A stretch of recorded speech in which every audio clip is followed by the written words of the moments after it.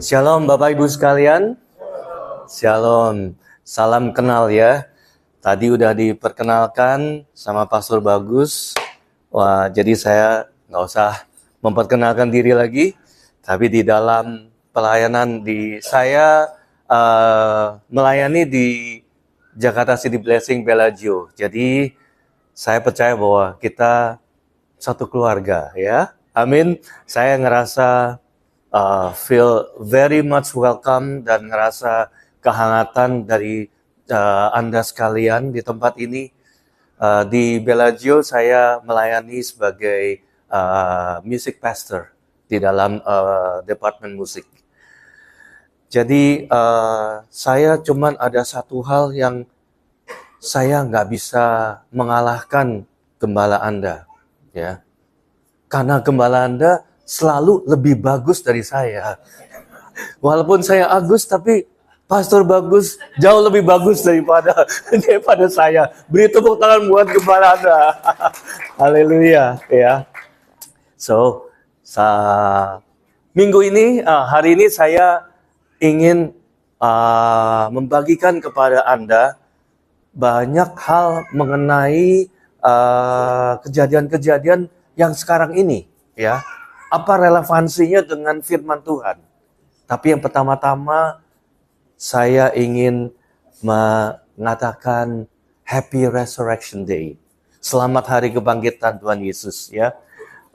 Ininya begitu bagus, ya. Saya bilang sama pastor, waduh, ininya lebih bagus daripada di Bellagio, ya.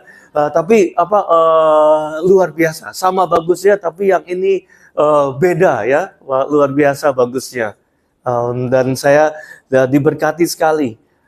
Saya mengatakan bahwa because He lives, we can face tomorrows. Ya, kalau saya katakan tomorrows itu ada S-nya, saya bukannya salah ini, tapi saya sengaja menaruh itu. Karena apa?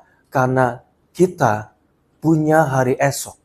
Ya, dan bukan hanya hari esok aja, kita punya hari esoknya lagi. Ya, dan kita punya hari esoknya lagi, ya, tidak akan pernah berhenti dan tidak akan mengecewakan.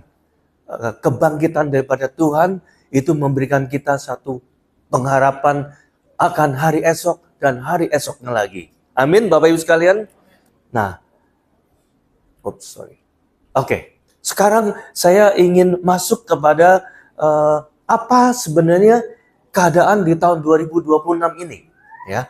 Tahun 2026 ini saya tadi sudah diperkenalkan Pastor Bagus bahwa saya bekerja di bidang pasar modal, ya.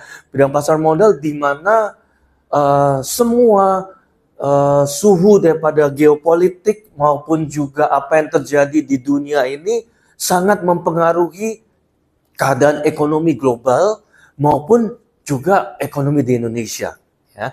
Tapi saya pelajari dari sudut firman Tuhan.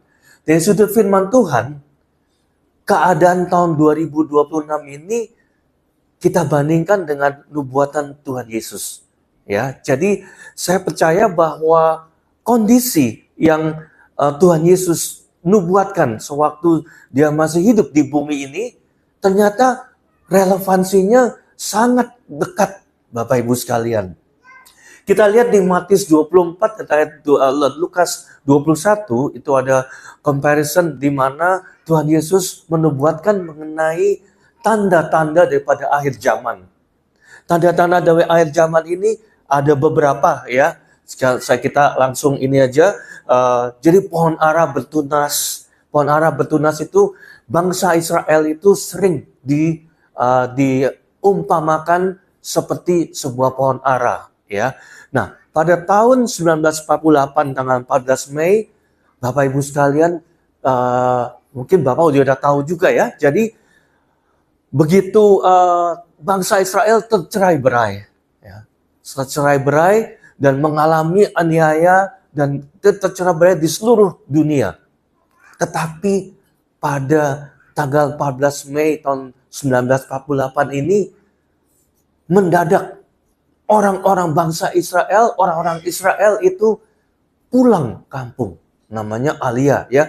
Pulang kampung pulang ke negaranya dari Eropa, dari Amerika, dari mana-mana, mereka pulang kembali ke Israel dan mereka mendeklarasikan negara Israel.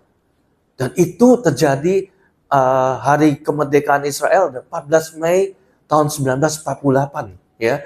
Dan itu terjadi secara simultan. Jadi saya percaya bahwa ini adalah gerakan di mana Roh Kudus sendiri yang memberikan satu passion buat orang-orang Israel untuk berkumpul bersama, dan saat itu pohon ara bertunas. Ya, kita melihat sekarang sudah hampir berapa tahun ya? 52 plus 28 berarti udah 84 tahun ya. Jadi itu sudah lama sekali, dan itu Tuhan Yesus katakan bahwa itu tanda akhir zaman. Wow, kalau kita lihat di sini rasanya lama sekali, dan ini kita tuh ada kalau sebuah kitab ya, kita ada di chapter yang terakhir di sebuah kitab, dan kita berada di paragraf yang terakhir di dalam chapter yang terakhir di sebuah buku. Dan saya bisa katakan kita berada di kalimat terakhir di dalam sebuah buku. Manusia mengasihi dirinya sendiri.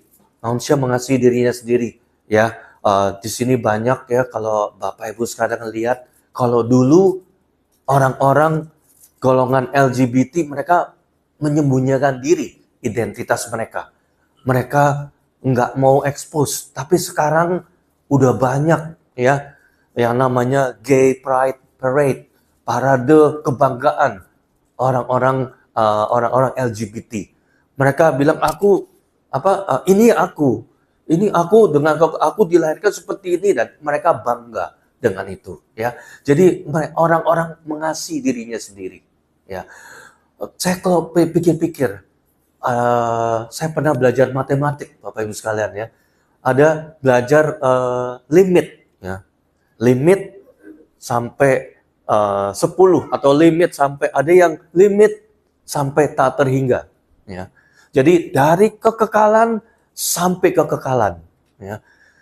Saya percaya bahwa kita itu yang sudah ditebus oleh darah Yesus, kita itu berada memikirkan hal-hal yang kekal. Tetapi orang-orang di dunia ini mereka cuma memikirkan apa? Mereka cuma memikirkan YOLO, you only live once. Jadi artinya apa? Mereka cuma memikirkan limit sampai dengan usia berapa? 70 atau 80 tahun. Sedangkan Tuhan Yesus berkata bahwa pikirkanlah hal-hal yang di atas. Ya, jadi pikirkanlah hal-hal yang menuju pada kekekalan. Dari kekekalan sampai kekekalan. Jadi kalau view-nya Tuhan itu adalah limit goes to eternity. Artinya limit yang sampai tidak terhingga. Dan itu yang kita pikirkan Bapak Ibu sekalian. Tapi kalau orang dunia, mereka mengasihi diri sendiri, mereka bilang ini kesempatan terakhir saya ingin pergunakan, pokoknya saya ingin memuaskan diri saya. Ya. Ya, jadi ada banyak sekali yang bangkit nabi-nabi palsu, gempa bumi di mana-mana. Kalau kita lihat gempa bumi di Indonesia aja, ya di Indonesia terjadinya kalau dulu mungkin setiap 10 tahun sekali. Kalau sekarang makin lama intensitasnya semakin dekat satu sama lain dan magnitudenya semakin besar. Ya, jadi kita bisa lihat di sini tanda-tanda dari akhir zaman itu ya.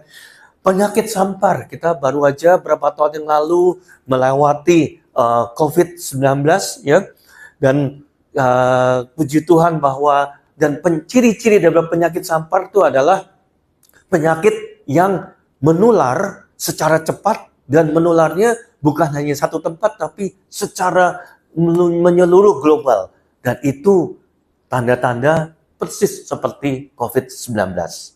Ada kelaparan, perang, dan rumor akan perang. Wah, kalau dilihat dari perang dan akan perang, di situ kalau saya di pasar modal, ya, di situ kita lihat tuh naik turunnya harga saham itu ditentukan oleh apa? wah ini Trump lagi nyerang Iran ya sama Benjamin Netanyahu ya. Lalu sekarang zamannya ceasefire, gencatan senjata selama 2 minggu. Karena gencatan senjata, jadi harga minyak yang dulu naik sekarang turun ya. Dan harga saham demikian juga, harga saham jadi akhirnya melemah lagi ya. Nanti kalau udah perang lagi, mulai lagi kan ada apa krisis daripada minyak dunia dan sebagainya ya. Jadi rumors and wars and rumors of wars ya. Dan anak-anak Tuhan ditangkap dan dianiaya. Semua itu kalau Bapak Ibu sekalian, tanda-tanda daripada akhir zaman itu sudah dekat ya. Dan ini yang menubuatkan sendiri Tuhan Yesus. Jadi saya nggak make it up, tapi ini adalah kondisi di mana saat ini terjadi. Tapi di Matius 24 ayat 22b mengatakan bahwa Tuhan Yesus mengatakan bahwa tetapi karena orang-orang pilihan, waktu-waktu itu akan dipersingkat. Nah, jadi kalau saya lihat di sini ya, saya kerasain baru tahun baru, baru Happy New Year ya semuanya, Merry Christmas, Happy New Year. Terus habis itu langsung Kung Si Fat Chai ya, langsung nyambung ya, langsung Kung Si Fat Chai, terus aku langsungnya langsung ini lagi, Selamat Hari Raya Idul Fitri ya, udah Selamat Hari Raya Idul Fitri, terus Selamat Hari Kebangkitan Tuhan Yesus. Wow, dan itu firman Tuhan mengatakan bahwa pada waktu akhir zaman, waktu-waktu akan dipercepat, Bapak Ibu sekalian. Ya. Tapi puji Tuhan, ya, Tuhan itu memberikan bukan hanya tanda-tanda zaman, tapi Tuhan juga memberikan kita, dia memperlengkapi anak-anak Tuhan. Saya ingin di sini adalah people who understand the time. Ya, people who understand the time, Tuhan Yesus pasti juga udah tahu waktunya ya. Tapi ini adalah di 1 Tawarid 12 ayat 32. Kita bacain di atas ya bahasa Indonesianya, 321. Bani Isakar, orang-orang yang mempunyai pengertian tentang saat-saat yang baik, sehingga mereka mengetahui apa yang harus diperbuat orang Israel. 200 orang kepala dengan segala saudara sukunya di bawah perintah mereka. Nah, di sini saya lihat di sini Bani Isakar. Ya. Bani Isakar adalah satu di antara 12 anak-anak daripada Yakub ya. Nah, di situ dikatakan bahwa children of Isakar were men that had understand of the times.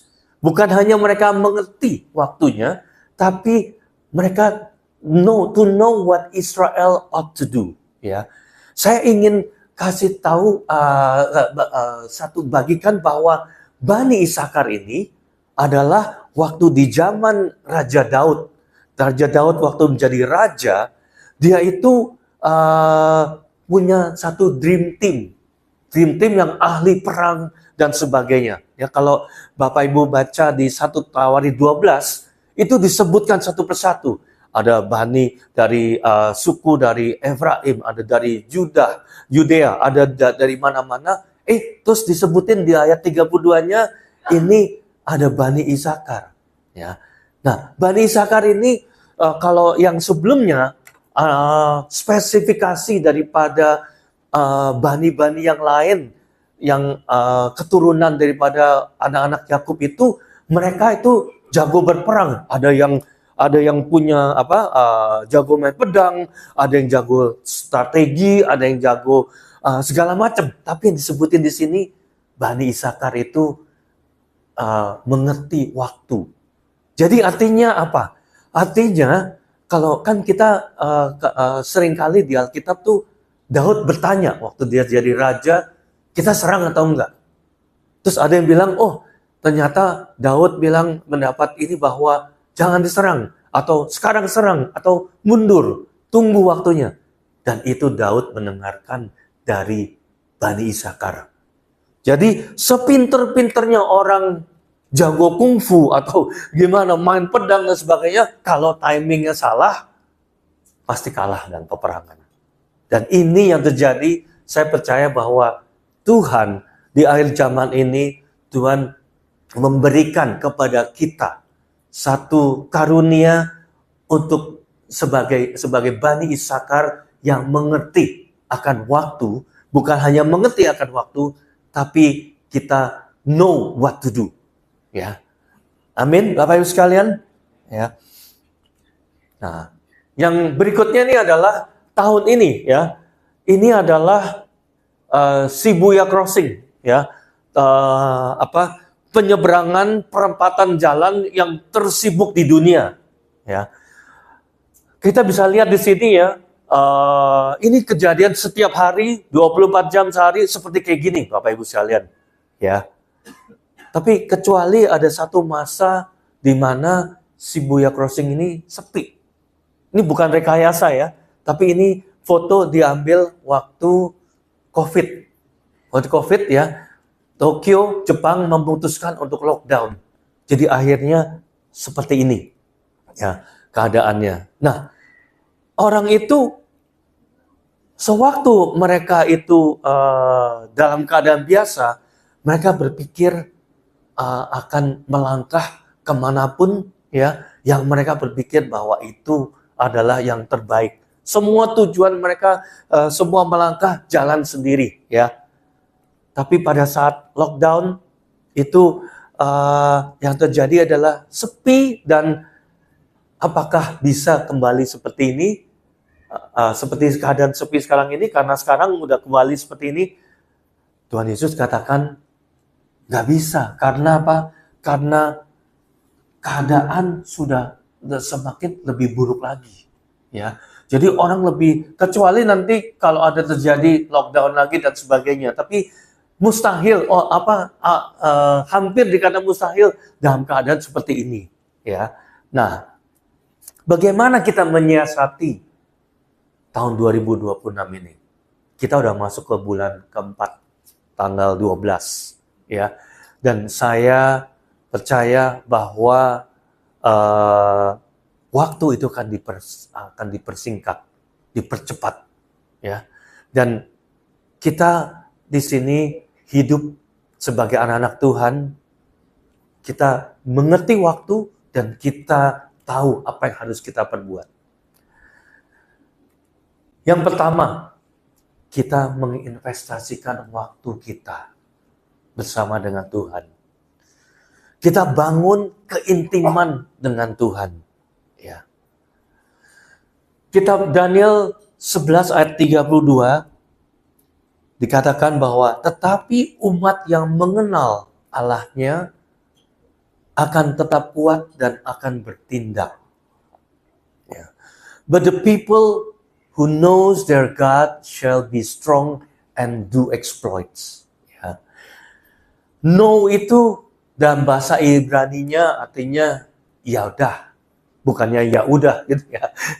Ya udah, ya. Ya udah. Artinya apa? Artinya itu seperti kalau kita semua udah dewasa, ini seperti suami dan istri berhubungan intim. Itu adalah saking dekatnya, ya. Know itu ginosko, ya. Ginosko tuh kayak dokter kandungan itu kan ginekolog, ya. Nah, itu dari kata akar katanya ginosko. Nah, yang artinya intim.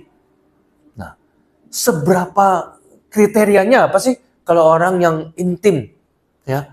Orang yang intim itu kayak misalnya lagi pacaran gitu, maunya deket-deket terus habis itu kata-katanya selalu gini, I love you, gitu, ya. Yang satu juga bilang, I love you too, ya. Jadi berbisik, ya, ya. Jadi nggak mungkin orang yang intim itu cuma ngomong I love you, gitu, ya. Nggak perlu, ya. Nggak perlu seperti yang dibiasakan banyak orang ataupun juga dari praktek-praktek daripada agama lain yang harus katakan I love you, gitu, ya. Nggak perlu. Kenapa? Because He is in us. Dia itu ada di dalam kita, ya. Jadi kita nggak perlu harus mencari atau berteriak ya, berseru nggak apa-apa sama Tuhan ya. Tapi saya percaya kalau seseorang itu intim bersama Tuhan, saya yakin bahwa dia itu restful ya. Ya, yang namanya restful itu tenang, nggak ngotot-ngototan ya. Tapi restful itu adalah Holy Spirit directed activities. Pada saat saya mengenal kasih karunia Tuhan, ya, saya itu orangnya dulunya tuh sering, pokoknya saya mesti buat sesuatu, saya mesti ini, saya mesti itu, dan saya pakai kekuatan saya sendiri, ya. Dan saya pikir waktu itu orang yang restful itu nggak orangnya nggak ngapa-ngapain. Ternyata enggak loh, Bapak Ibu sekalian. Ya. Jadi artinya apa? Orang yang intim itu restful, artinya itu apa? Holy Spirit directed activities. Ya, saya mau kasih kesaksian bahwa sewaktu beberapa waktu yang lalu, ya, saya mulai untuk bangun keintiman dengan Tuhan. Ya, saya ada waktu-waktu khusus bersama dengan Tuhan setiap hari. Dan saya luangkan waktu benar-benar bukan hanya untuk minta-minta sama Tuhan kebutuhan kehidupan daripada saya, tapi saya cuma bilang datang sama Tuhan, I love you Lord. Aku ingin bangun keintiman dengan Kau. Ya, fill my heart. Nah, jadi seolah-olah kayaknya kata-kata klise ya, tapi itu yang setiap hari saya lakukan. Kita kadang-kadang datang sama Tuhan dengan daftar daripada doa. Itu baik, ya nggak apa-apa. Tapi ada yang lebih indah lagi adalah kita datang sama Tuhan, kita bilang, Tuhan, I love you. Dan waktu itu, beberapa waktu yang lalu, waktu mertua saya masih hidup, mertua saya waktu itu udah bed rest, Bapak Ibu sekalian ya. Jadi udah bed rest, udah full di assist oleh suster 24 jam 7 hari ya. Jadi udah nggak bisa ngapa-ngapain ya. Tapi kita tetap rawat beliau ya. Nah, satu hari kita ada suster yang datang. Suster yang datang itu kasih suntik vitamin. Suntik vitamin dan waktu itu karena beliau banyak riaknya ya, jadi kita minta suster itu untuk disedot riaknya pakai mesin ya.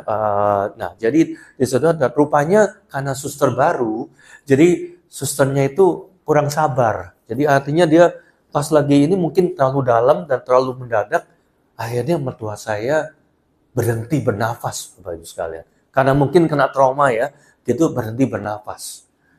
Nah, waktu itu masih pagi-pagi. Saya pagi-paginya, saya kayaknya kok keingetan beliau, ya saya berdoa. Ya. Nah, terus habis itu udah, saya tidur lagi. Nah, pas waktu pagi-pagi saya belum berangkat kantor ya, jadi terlalu kan dipanggil sama istri saya, semuanya ada neninya dan juga suster yang baru itu, semua udah panik ya, Bapak sekalian, udah panik karena udah biru ya, mukanya udah biru ya. Terus akhirnya saya cuma berdoa, Tuhan, saya mesti ngapain Tuhan? Ya, Tuhan cuma katakan CPR, kasih nafas buatan. Ya, seumur hidup saya nggak pernah kasih nafas buatan. Ya, saya lihat di film-film aja tuh ya. Kalau orang lagi habis tenggelam gitu terus ditiup sekali, terus dipompa gitu habis itu, terus langsung sadar gitu ya. Akhirnya saya kasih nafas buatan. Ya. Saudara, saya berpikir seperti film-film. 1-2 menit udah selesai. Ternyata enggak. Ya. Jadi itu tuh antara berpacu dengan kematian. Karena apa? Karena kalau misalnya oksigennya cukup, itu bisa merah kembali mukanya. Tapi kalau oksigen nggak masuk ke otak, itu biru lagi. Ya, jadi saya tuh ternyata Dan akhirnya saya harus spend time 40 menit untuk CPR, ya.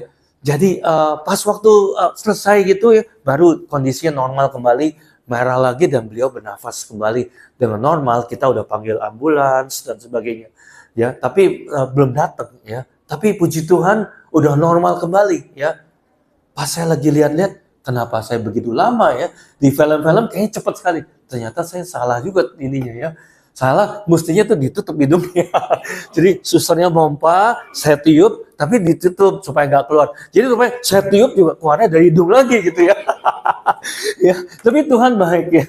Tuhan terlepas dari kekurangan saya ya, tapi tetap akhirnya Tuhan bisa pakai ya. Dan akhirnya bisa diselamatkan, dan beliau itu tahun 2020 dan beliau hidup kembali ya, dan juga sampai tahun lalu dipanggil sama Tuhan ya. Sebagusan Bu Inga ada datangnya waktu di ininya ya. Tapi itu, jadi saya pas waktu saya lihat itu yang lain pada panik, saya coba lihat, oh Tuhan ngapain ya Tuhan ya. So restful doesn't mean that we do nothing. Restful is the Holy Spirit directed activities ya.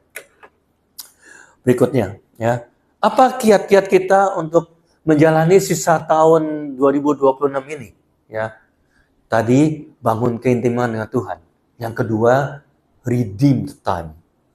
Menebus waktu ya. Saya lagi pikir-pikir, kenapa kita mesti menebus waktu? Karena di dalam 24 jam sehari dalam kehidupan kita secara jujur ya, kadang-kadang dan seringkali kita tidak pakai waktu-waktu kita secara produktif ya. Bukan berarti itu kita harus terus nggak boleh santai, nggak boleh apa, tapi saya percaya bahwa yang pertama ini selalu berpikir dan bertindak yang berhubungan dengan kekekalan. Tadi saya katakan ya, limit menuju kepada kekekalan, dari kekekalan sampai kekekalan. Saya setiap pagi saya doa daripada saya dan keluarga saya adalah kita selalu Tuhan berikan satu divine appointment, pertemuan yang ilahi.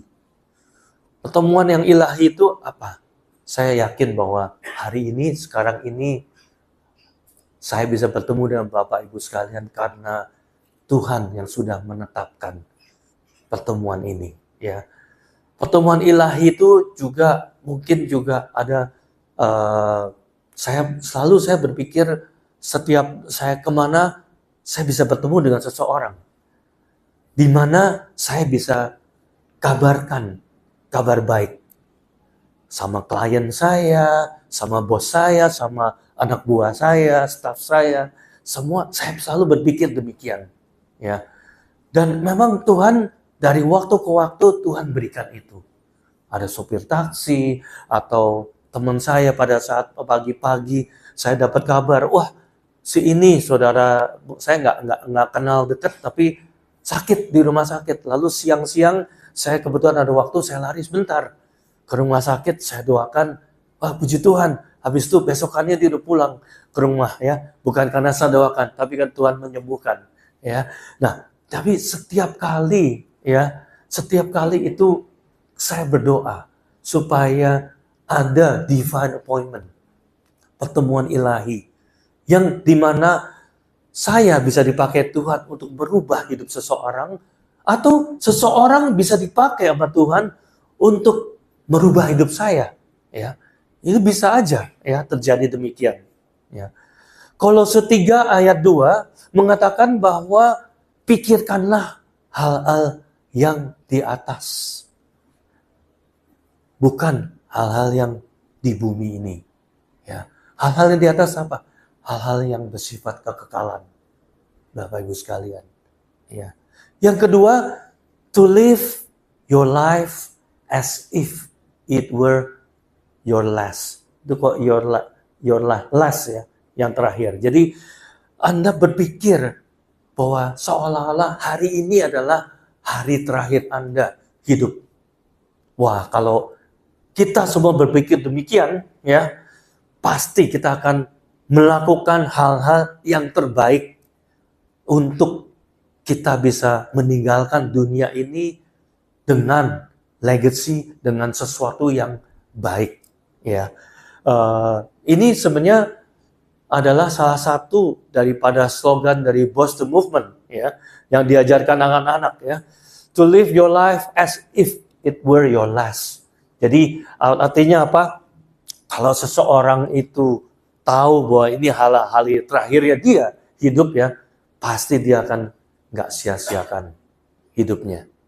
Amin. Dan saya percaya kalau kita setiap hari kita bangun keintiman dengan Tuhan, dan kita berpikir, hari ini adalah hari yang terakhir saya ingin berikan yang terbaik untuk kehidupan saya maupun untuk Tuhan, maupun untuk orang lain, saya percaya bahwa kita tuh nggak jauh-jauh meleset daripada destiny Tuhan. Karena apa? Karena kita selalu in tune dengan Tuhan. Paling-paling kalau kita meleset dikit, kita dikalibrasi lagi lah istilahnya, ya. Nggak mungkin kalibrasi dari minus 100 sampai 100, nggak mungkin. Paling kita minus 5 ke plus 3, jadi kita dikalibrasi lagi plus minus. Kalau gitar itu di-tune, ya, bukannya di-tune dari out of tune sekali sampai out of tune sekali, terlalu tinggi, tapi kita setiap hari kita di-tune, ya, in tune dengan Tuhan. Berusaha untuk tidak membuang waktu untuk melakukan hal yang sia-sia, ya. Jadi bukan berarti saya katakan bahwa kita nggak boleh beristirahat, nggak boleh santai-santai, ya. Tapi saya percaya bahwa Tuhan ingin kita hidup dengan produktif, ya. Ya, di tengah-tengah kesibukan saya sering traveling juga karena dari tugas dari kantor dan sebagainya, saya sering traveling. Tapi saya setiap kali traveling, saya mencari. Kalau misalnya saya travel ke kota-kota tertentu di mana ada City Blessing, selalu saya hubungin mereka, ya. Saya hubungin mereka. Waktu itu saya ke City Blessing saya waktu itu kebetulan mesti bertugas ke IKN, gitu, ya. Nah, saya hubungin dari City Blessing Balikpapan, ya, Balikpapan, dan saya bilang akhirnya saya bisa pelayanan di sana, ya. Waktu kemarin saya juga ke Bali, akhir tahun lalu, saya juga melayani di Bali City Blessing. Saya ke Bandung juga demikian, ya. Tapi bukan hanya dari situ. Dan beberapa waktu liburan kemarin, saya kebetulan ada perjalanan bersama dengan keluarga saya. Kita travel ke Uzbekistan, ya. Nah, di sana saya karena saya udah pernah ke sana, jadi saya lebih familiar. Jadi saya itu bisa dikatakan jadi tour leader daripada tour kecil ini, ya, tour member yang kecil ini. Dan di sana saya pakai kesempatan untuk juga mewartakan firman Tuhan, ya. Jadi saya percaya bahwa kita waktu-waktu ini dipersingkat, Bapak Ibu sekalian, akhir zaman ini. Dan kita bisa menebus waktu. Karena apa? Karena kita seringkali kita membuang waktu dengan percuma, ya. Oke, yang berikutnya apa? Yang berikutnya, waduh, ini sampai jam berapa nih, Pastor Bagus? Sorry, ya. Oke, ya. Saya harap Bapak Ibu sekalian bersabar, ya. Nah, jadi apa yang kita lakukan untuk menyiasati, untuk melangkah dengan pasti di sisa tahun ini, ya. Yang ketiga itu kita menjadi domba yang mempercayai gembalanya, ya. Nah, saya pernah mengupas Mazmur 23 ini, ya. Di Mazmur 23 ayat 3b, itu katakan, ia menuntun aku di jalan yang benar oleh karena namanya. Ya. Ini ayat baik, ya, luar biasa. Tapi yang lebih enaknya lagi yang bahasa Inggrisnya, ya. He leaded me in the path of righteousness for His name's sake. Ya. Nah, jadi Apa relevansinya? Relevansinya adalah seperti ini, ya. The path of righteousness, jalan kebenaran itu, kalau di dalam di dalam bahasa aslinya, bahasa Ibrani itu mahgal. Mahgal artinya apa? Circumvallation track, circular motion, gerakan berputar. Ya. Saya lagi berpikir, ini apa ya? Kok bisa the path of righteousness? Kenapa seperti ini? Ya, ternyata saya pelajari bahwa the green pastures itu padang yang berumput hijau itu, kalau di daerah Israel itu kebanyakan adanya di atas bukit, Bapak Ibu sekalian. Ya, di atas bukit, jadi gembalanya memimpin. Jadi kalau memimpin domba-dombanya ke padang rumput, dia nggak bisa memimpin tiap hari ke situ aja. Dia setiap saat harus mencari padang rumput yang baru. Ya, nah, kalau Bapak Ibu lihat di sini ya, ini adalah ada garis-garis seperti ini ya. Garis-garisnya itu adalah the path of righteousness. Artinya apa? Artinya adalah garis-garis yang dimana gembalanya itu memimpin domba-dombanya. Bapak Ibu sekarang lihat itu ada banyak ya track ya, ada banyak garis-garis itu karena di setiap tempat itu yang berumput hijau itu dia harus mencari jalan-jalan yang baru setiap kali. Dan saya katakan barusan bahwa the path of righteousness, padang yang berumput hijau itu adanya di atas bukit. Ya, kalau di atas bukit berarti gembalanya harus memimpin domba-dombanya itu mendaki. Nah, kenapa harus berputar? Ya, jadi kenapa harus berputar? Karena apa? Karena kalau gembalanya itu langsung shortcut, langsung bawa domba-dombanya hiking, domba-dombanya nggak kuat dan mati. Jadi dia harus take time ya untuk naik, akhirnya sampai ke puncak bukit. Nah, baru dia selesai. Saya punya pengalaman yang kurang enak, Bapak Ibu sekalian, dalam kehidupan saya berhubungan dengan ini ya. Sebenarnya malu juga, tapi nggak apa-apa, saya bagikan ya. Jadi gini, saya waktu itu sama orang-orang dari Bursa Efek Indonesia, kita diajak tur ke Labuan Bajo ya. Labuan Bajo, nah saya kebetulan satu rumetan dengan teman saya, nah dari sekuritas lain ya. Nah, pas waktu ada acara hiking. Nah, acara hiking ini lalu ada turnya, ada tour guide-nya ya. Saya disuruh hiking, tapi pas waktu mereka mulai hiking, kita nggak sabaran. Karena apa? Karena terlalu lambat. Ya. Terlalu lambat, jadi saya sama teman saya bilang, wah ini kelamaan nih, kita duluan aja yuk. Nah, itu. Padahal saya merasa saya fit badan saya. Karena saya tiap hari olahraga, saya tiap hari jaga kebugaran saya dan juga teman saya gitu ya. Jadi kita akhirnya mendahului duluan. Jadi kita hiking cepat jalannya. Tahu nggak Bapak Ibu sekalian?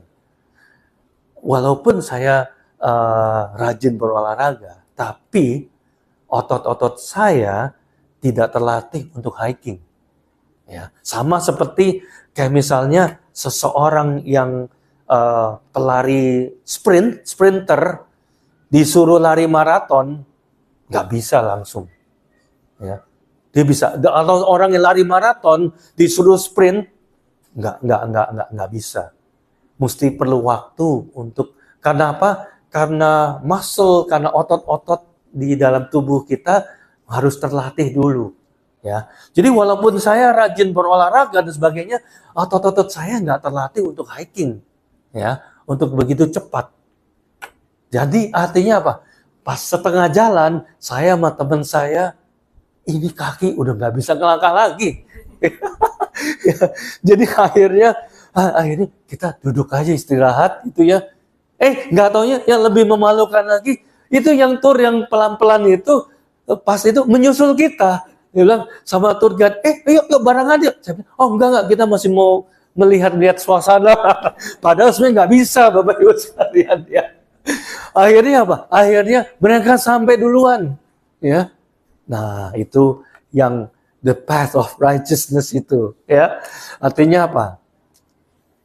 Kita mesti belajar istilahnya mengenal, ya, dan juga belajar untuk kita juga mempercayai, ya, gembala kita, tour leader kita, ya. Kita mesti istilahnya kadang-kadang kita merasa, Tuhan, lama banget sih Tuhan, kita sikat aja duluan gitu ya.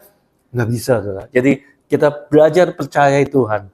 Waktu Tuhan, kan ada lagunya tuh ya. Waktu Tuhan pasti yang terbaik, walau kadang tak dapat dimengerti, ya. Nah, saya percaya itu. Jadi saya dapat pelajaran yang sangat berharga. Akhirnya kita nyampe juga naik, tapi dengan susah payah, Bapak Ibu sekalian.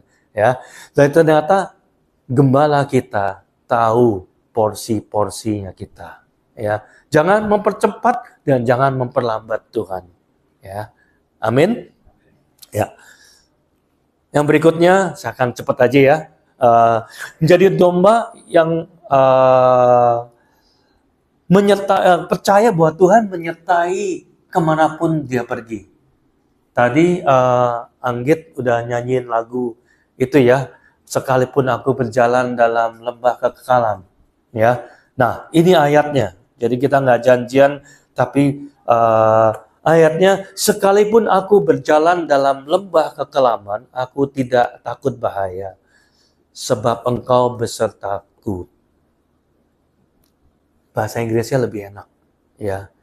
Yea, though I walk through the valley of shadows of death, I fear no evil, for thou art with me. Ya, bedanya apa, Bapak sekalian? Bedanya ada di kata sekalipun aku berjalan dalam lembah kekelaman, itu baik, tapi seolah-olah kita itu berada dalam lembah kekelaman terus loh. Kalau kita ini. Tapi kalau kita bicara yea, though I walk through the valley, artinya apa? Melalui lembah kekelaman. Jadi perbedaan yang hakiki adalah kita itu tidak selamanya ada dalam lembah kekelaman, Bapak Ibu sekalian. Walaupun mungkin ada di antara Bapak Ibu sekalian yang sekarang merasa seperti Anda di dalam berjalan dalam lembah kekelaman, that's not your destination.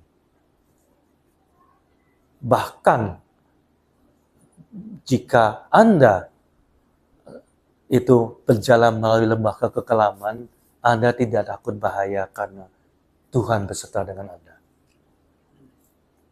Tadi terima kasih untuk kesaksiannya Anggit bahwa dia memilih untuk percaya sama Tuhan, ya.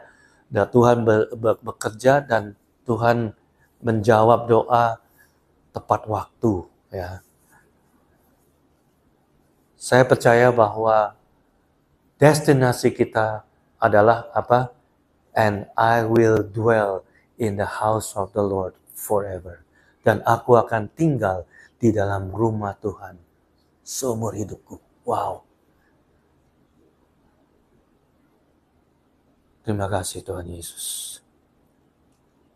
Yang berikutnya, utamakan Tuhan Yesus di tempat pertama, ya.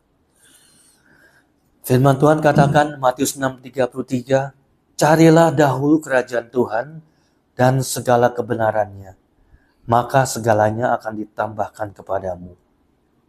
Ya. Saudara, kalau saudara menempatkan Tuhan di tempat pertama, itu sepertinya adalah Tuhan itu ada di dalam menjadi tuan rumah di rumah Anda. Firman Tuhan mengatakan bahwa hanya satu tuan rumah, nggak ada. Jadi kalau orang mau datang, dia harus mengalahkan tuan rumahnya. Ya. Jadi kalau Tuhan itu ada di tempat pertama, tidak ada masalah lain. Ya. Saya belajar untuk berdisiplin. Pagi-pagi, kebiasaan kita kalau bangun pagi biasa ngapain? Langsung ambil handphone kan? Langsung ambil handphone. Ini ada berita apa? Siapa yang kirim WhatsApp ke saya? Atau ada update apa yang terbaru ya? Saya belajar pagi-pagi bangun, saya lihat aja handphone saya mulai berikan Tuhan di tempat pertama. Satu kedisiplinan yang sangat sederhana, Bapak Ibu sekalian. Ya. Lalu ada lagi hal lain, hal yang kecil, ya. Misalnya ya, saya tuh senangnya rapih di dalam kalau mobil nggak ada sampah, nggak ada apa gitu ya. Saya senangnya bersih, rapi gitu ya. Jadi kalau ada sampah, saya cenderungnya pengen cepet-cepet saya buang, gitu ya. Nah, satu hari Tuhan bilang, saya lagi mau itu buang. Biasanya kan kalau sampah kecil tinggal buka jendela, buang aja ya, gitu ya. Tapi Tuhan bilang, bisa nggak kamu mendisiplinkan diri kamu, ya, seperti itu ya. Karena ada yang bilang bahwa kebersihan adalah sebagian daripada iman, gitu ya.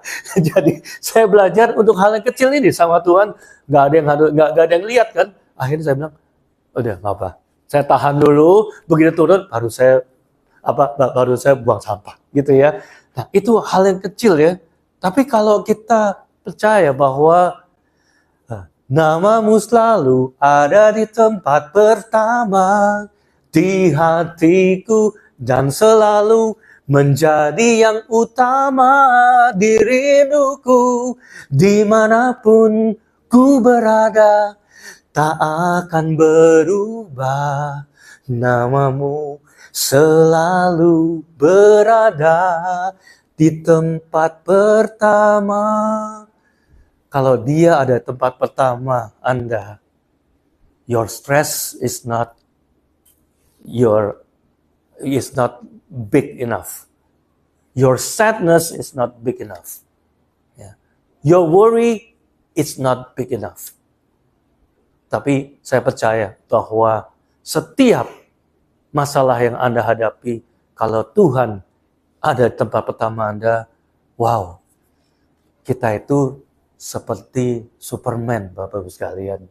Ya, firman Tuhan juga di Kolose 1 ayat 27b mengatakan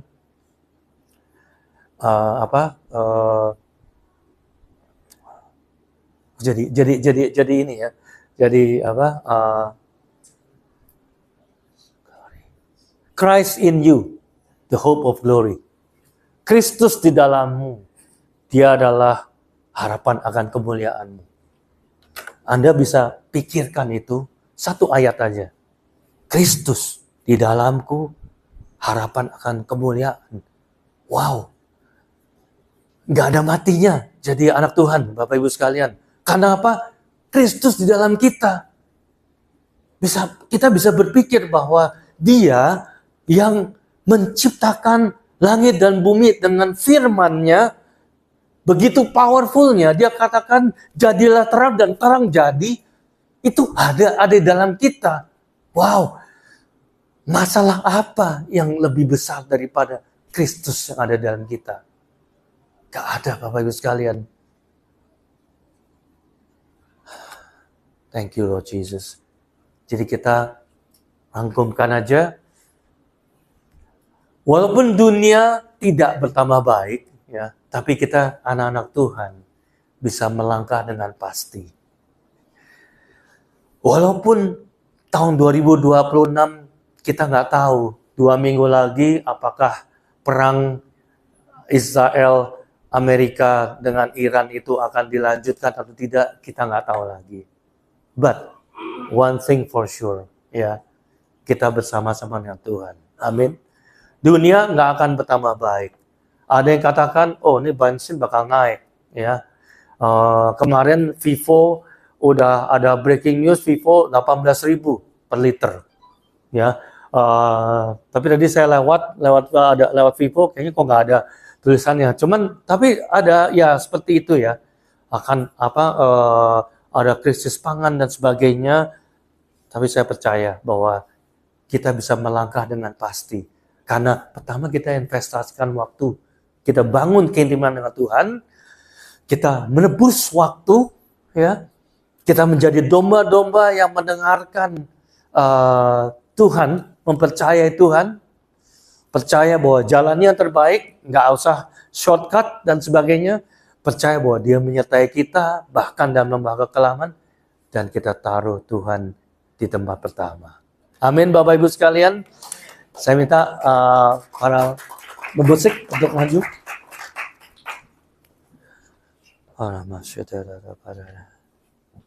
Nyanyi pujian bagimu ya. Bapak Ibu sekalian, Tuhan ingin kita intim bersama dengan Dia.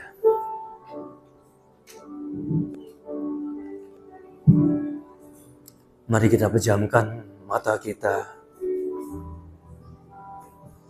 Kita fokus pada Dia.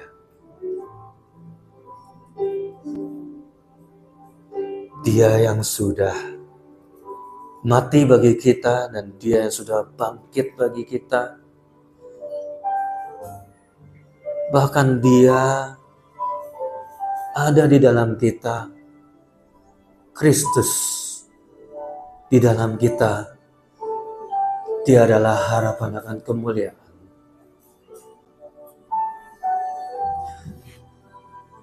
Mari kita bangkit berdiri.